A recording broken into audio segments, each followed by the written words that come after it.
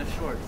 It's just a mixed bag. You know, short films, half of them are great and half of them are just painfully awful. Right, and like filmmaking 101. Yeah, and it's just like, why the blood and gore and the hanging from the ceiling and the like masturbating. the masturbating and the homosexuality, threesomes and all that. Just like, why all that, you know?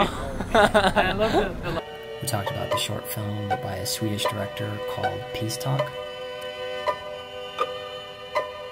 There's a place in my heart for that film. Well, your text message said it all. Well, we can't come right now because we're watching, you know, a Swedish lesbian kid flick or something, whatever you said. And then we talked about the animated film, The Tragic Story of Nling. I think they're not shitting us. I think they literally shot the film and then printed out pages and Xeroxed them to get that sort of Xeroxed effect, and then cut them out and put them on an animation stand, and then single-handedly, one by one, created the film as they wanted it, capturing the frames and not doing all that much in post. It is interesting how you can be much more playful when you depart from normal limitations of reality, you know. So I thought it was cool that that the comedy of that short was just so like just ridiculous.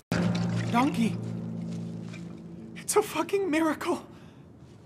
Some of the things that they were doing were totally low budget, but those become actual qualities and keep it in that realm of sort of like kindergarten aesthetic arts and crafts project, and keep it playful enough.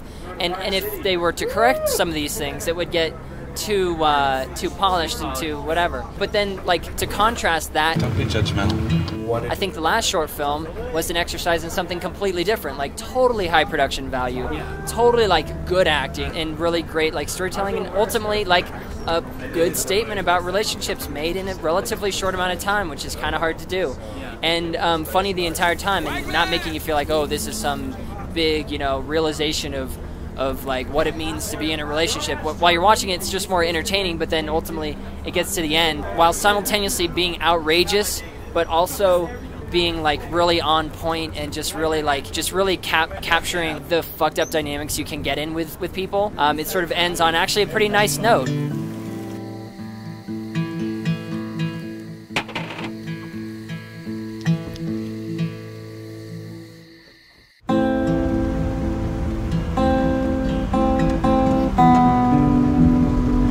I'm psyched.